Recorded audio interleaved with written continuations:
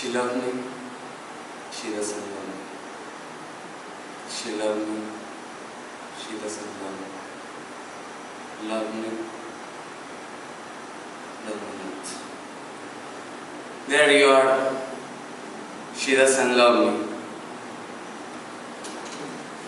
Well, of course she doesn't. She wants to live, alone, and dress in high colors. And there I am, 25 years old, perpetually reminding her she stopped being young. When I'm not there, she's 32. And when I am, she's 42. And that's why she hates me. Then again, I can't acknowledge the theater. She loves the theater.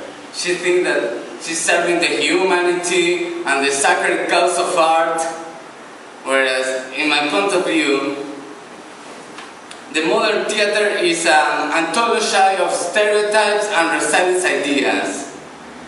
When the curtains go up, and they are, in a room with three walls, lit by artificial light, because it's always evening, this great artist, this high priest in the temple of the art, attempt to extract some moral, some simple and small moral, with 100 household uses.